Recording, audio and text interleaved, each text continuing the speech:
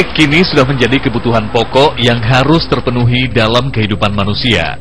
Hampir semua aktivitas kita sehari-hari tidak bisa lepas dari aliran listrik. Kebutuhan listrik pun semakin lama semakin meningkat.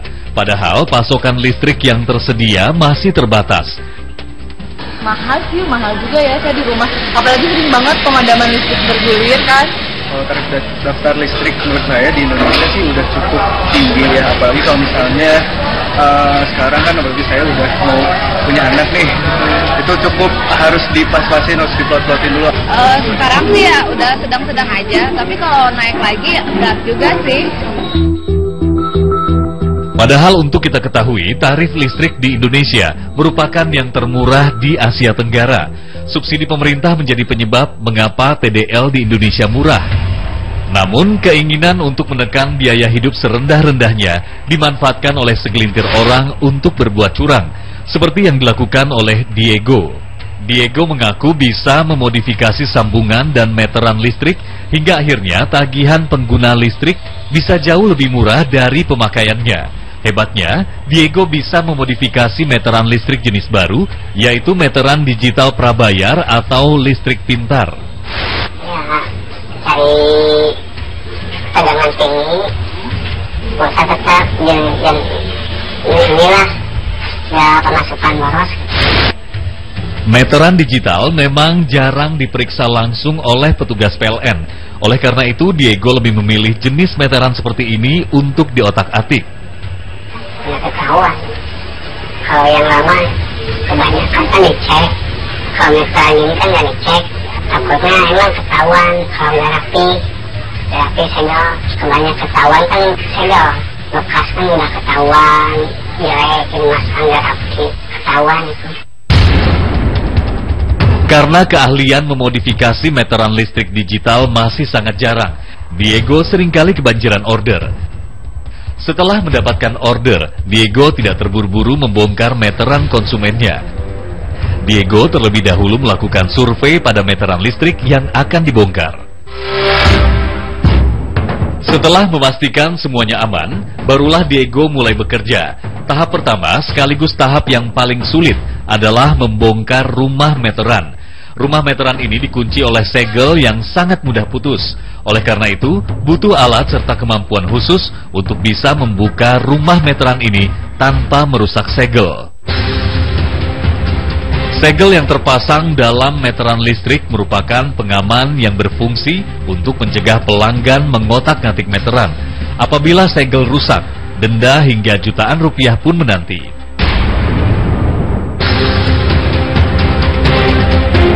Tidak sembarangan orang bisa mendapatkan segel meteran seperti ini karena segel seperti ini tidak dijual bebas.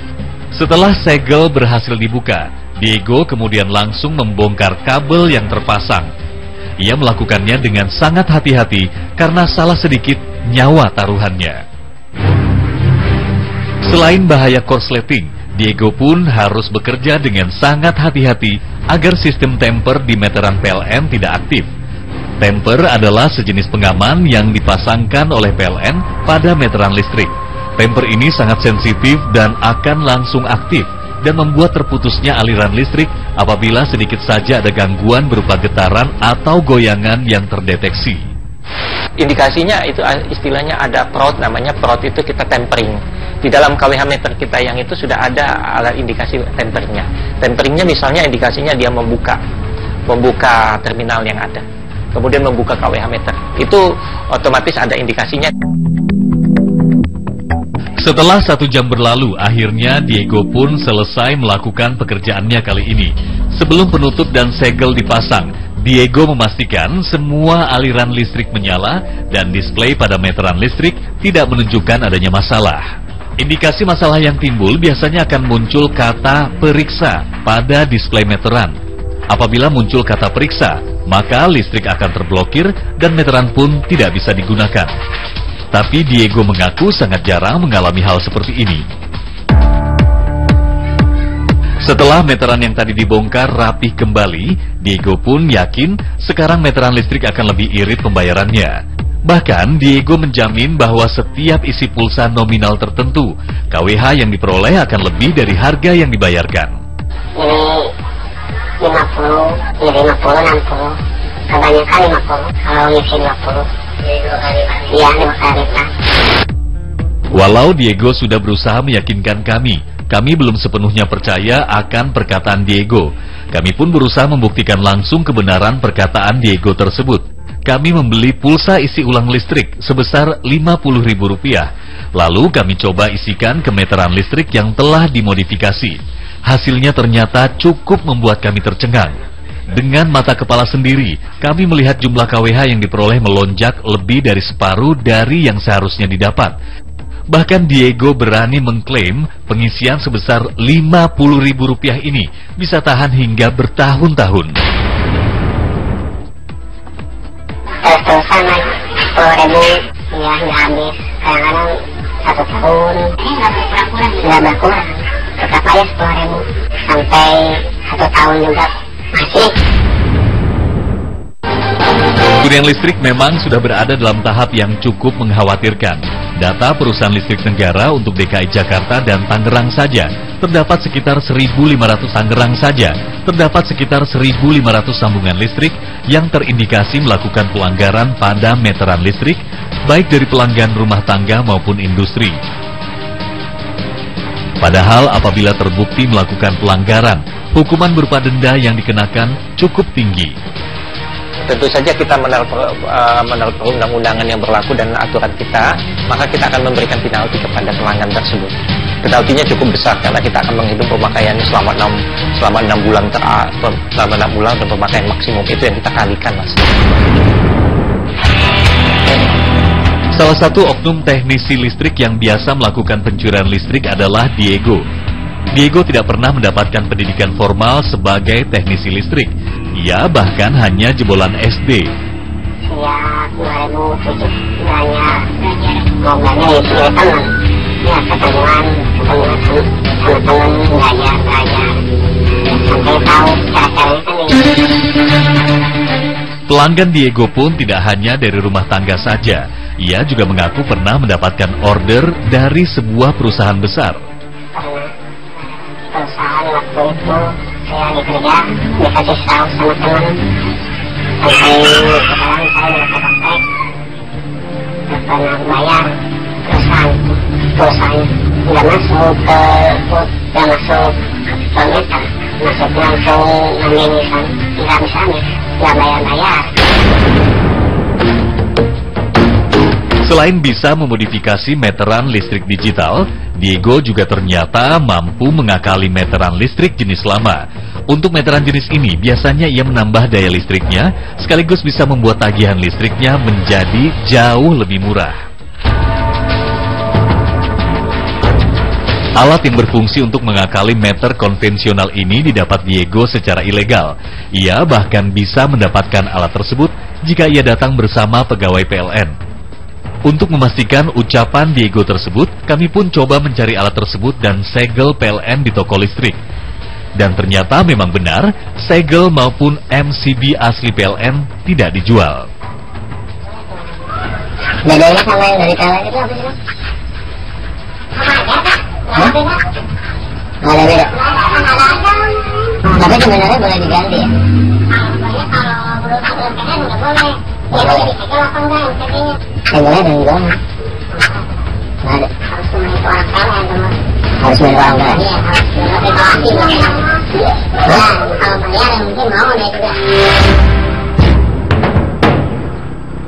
Untuk memperoleh alat maupun segel asli PLN, Diego hanya cukup memesan lewat SMS dan bertemu muka dengan temannya di suatu tempat yang telah ditentukan. Bagi Diego, membongkar meteran listrik jenis lama seperti ini memang tidak sesulit membongkar meteran digital. Tidak lebih dari setengah jam, Diego berhasil memodifikasi instalasi listrik di rumah ini. Diego sesumbar, tagihan listrik di rumah ini akan turun sangat drastis. Salah satu pelanggan Diego yang kami temui, namanya kami samarkan menjadi Bruno. Bruno membenarkan tagihan listrik di rumahnya turun sebanyak 50%. Belum sih jauhnya beda, jauh banget sih. Kalau dulu sebelum dirubah, bayarnya ibaratnya 300. Nah sekarang setengahnya juga ada nih. Dari bukti tagihan rekening listrik yang Bruno perlihatkan kepada kami, memang ucapannya benar adanya. Tagihan sebelum dan sesudah modifikasi sangat signifikan bedanya. Namun, Bruno sadar dirinya mengundang bahaya ke rumahnya dengan mengakali meteran listriknya. Ya tetap sih, walaupun resikonya gede tetap pakai yang gitu. Ya karena ringan lah pembayarannya, jadi per bulannya, jadi pembayaran PPLN-nya jadi ringan. Tidak cukup melakukan kecurangan listrik di rumah orang, Diego juga melakukan kecurangan di rumahnya sendiri. Ia membagi sambungan listrik di rumahnya kepada 3 buah rumah di sekelilingnya. 3 rumah, bayar PPN 50, keuntungan 1.000, dapat untung 1.000 1 bulan. Saya bayar enggak, penghasilan punya. Diego sebenarnya bukan pelaku tunggal kecurangan itu. Banyak petugas PLN resmi yang juga menjual jasa untuk mencurangi meteran. Namun, dengan tarif yang lebih tinggi dari yang Diego patok. Kalau minta sama teman saya 300, itu petugas PLN. Kalau sama saya ya 100 aja. Nggak bisa dikurangin kalau pihak PLN. Ya harus dipatok harganya 300 sampai 200. Paling lama 200, 300 kebanyakan. Kalau PLN kan semuanya main curang. Diego pun sadar walau dirinya bukan pegawai tetap PLN, dirinya bisa terlibat masalah. Namun, Diego seperti tidak peduli pada resikonya. Kalau ketahuan ya udah aja lari. Datang jauh ya udah aja lari. Takut ditangkap. Padahal, memodifikasi listrik tentu sangat tinggi resikonya. Selain sanksi hukum berupa denda, modifikasi listrik juga sangat membahayakan diri sendiri dan orang lain, khususnya tetangga sekitar. Selain itu, resiko yang sangat mungkin timbul adalah terjadinya korsleting listrik hingga menyebabkan kebakaran. Pada tahun 2013 saja, di DKI Jakarta tercatat ada 739 kasus kebakaran. 545 disebabkan oleh korsleting listrik. Kerugiannya pun tak sedikit, ratusan miliar rupiah. Kebakaran akibat korsleting listrik ini bahkan telah menyebabkan korban jiwa sebanyak 36 orang. Sebenarnya, untuk menghemat pengeluaran bisa bukan dengan menekan penggunaan listrik. Cara menghemat sebenarnya bisa dilakukan dengan berbagai cara. Musisi Oppie Andresta bahkan merancang rumah agar hemat energi. Sudah hampir 7 tahun, ia menjalankan gaya hidup hemat listrik dan hasilnya pun sangat signifikan pada tagihan listriknya. Waktu ke Mas Ari Kemang itu AC-nya ada 1, 2, 3, 4, 5, ada 5 AC. Bayar abodemen listrik aja, ya bayar per bulannya tanggungan pemakaian gitu, itu udah 1,5 juta kalau kita dengan biaya pemakaian gitu ya, itu sekitar 2,5 juta per bulan untuk listrik saja ya. Nah sekarang cuma 600.000 jadi hemat berapa persen tuh? Hemat 400%, 300% ya. Walau tidak menggunakan pendingin udara, Oppie mengaku memiliki satu trik khusus agar udara di dalam rumahnya tetap sejuk. Setiap hari kita membuka jendela dan pintu selebar-lebarnya. Bahkan ketika kita tidur juga kita buka jendela dan buka pintu gitu ya. Kecuali pintu bawah ya. Jadi udaranya masuk ke rumah, pergantian udaranya juga masuk cukup bagus gitu ya. Oppie juga menggunakan kelambu di dalam kamar tidurnya agar serangga tidak masuk ketika jendela dan pintu sedang dibuka. Selain meminimalisir penggunaan pendingin udara, Oppie juga sangat bijak dalam penggunaan peralatan listrik lainnya. Hemat menggunakan listrik juga ia tularkan pada keluarga dan anak-anaknya. Kita kasih contoh. Kalau misalnya habis nonton TV, TV-nya dimatiin ya kan. Terus kalau pagi-pagi bangun tidur